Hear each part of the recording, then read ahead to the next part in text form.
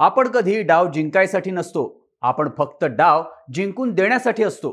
दुर्दैवानं महाराष्ट्राच्या राजकारणात दलित राजकारणाची दशा आणि दिशा दाखवण्यासाठी हे वाक्य वापरलं जातं.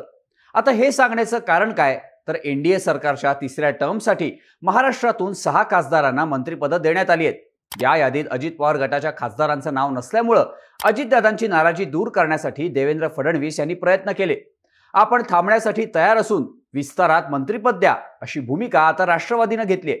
पण ज्या 6 जणांना मंत्रिपदं जाहीर झाली आहेत त्यामध्ये दरवेळीप्रमाणे एक नाव कॉमन आहे, ते म्हणजे रिपाईचे अध्यक्ष रामदास आठवले.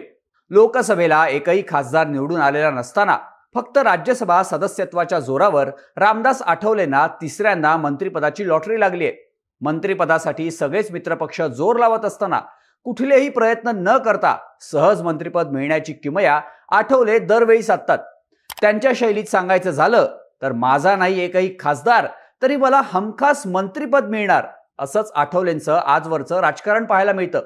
पण आठवलेंना हे जमतं कसं, हा प्रश्न नेहमी पडतो.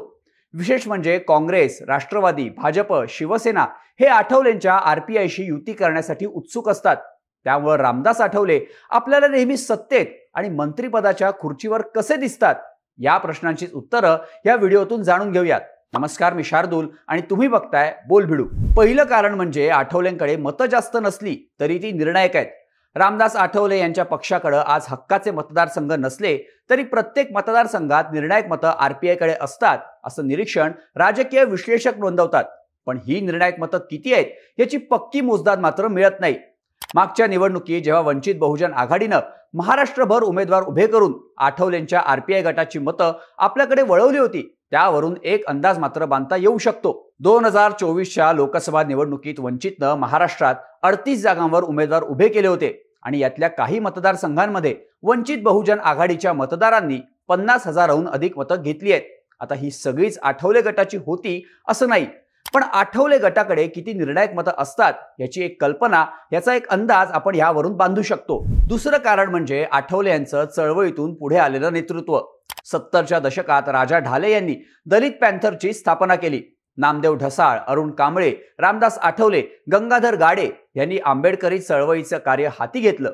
दलित पॅन्थरमधले अनेक कार्यकर्ते रिपब्लिकन पार्टी ऑफ इंडियामध्ये आले. त्यापैकीच एक म्हणजे रामदास आठवले. दलित पॅन्थरचा संघर्ष हा दलितांचा न्याय आणि हक्कांसाठी झालेल्या आंबेडकरोत्तर चळवळीतला एक अभूतपूर्व क्रांतिकारी लढा होता आणि या लढ्याची लिगसी रामदास आठवले सांगू शकतात. पॅन्थर बरखास्त केली होती, परंतु आजही मी पॅन्थर आहे. पॅन्थरचे अनेक कार्यकर्ते लढा देत आहेत, त्यांच्याबद्दल आस्था आहे. पुन्हा एकदा नव्यानं समतेची प्रस्थापना करण्यासाठी, समाजात बंधुभावना निर्माण करण्यासाठी पॅन्थरची उभारणी करणार आहे. खैरलांजी, सोनई, खर्डा, शिर्डी सारख्या घटना आजही घडतायत.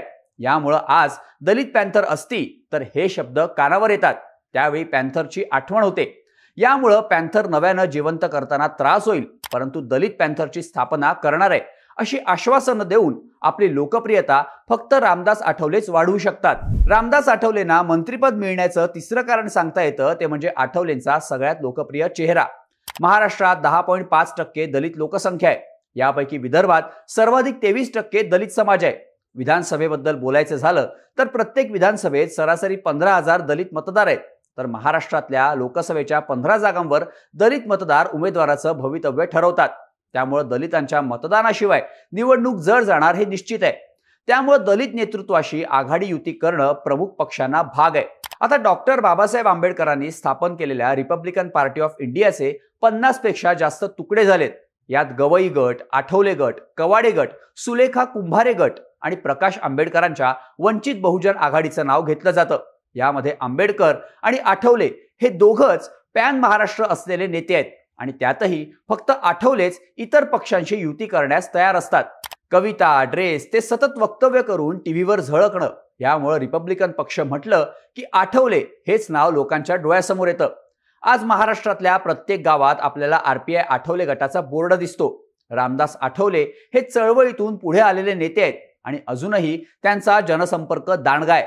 राजस्थान, हरियाणा, तामिळनाडू ते अगदी मणिपूरपर्यंत रिपब्लिकन पक्षाच्या शाखा आहेत. या राज्यातल्या कार्यकर्त्यांची संख्या कमी असली तरी त्यांचा प्रेझेन्स आहे, ही बाब दुर्लक्षून चालणार नाही. त्यामुळे अगदी पंचायत समितीपासून लोकसभा निवडणुकीत प्रमुख राजकीय पक्षांना मंचावर आरपीआयचा निळा झेंडाही लावायचा असतो तेव्हा आठवलेंचाच ऑप्शन त्यांच्या पुढे असतो. शेवटचं आणि सगळ्यात महत्त्वाचं कारण म्हणजे पक्ष संपल्याची भाषा होत असताना आठवलेंचं टिकून राहणं. आठवलेंवर एक नॉन सिरियस राजकारणी म्हणून नेहमीच टीका होत राहिलीय. त्यात मागासवर्गीय समाजातून येत असल्यानं या टीकेला जातीभेदाचा वासही असतो.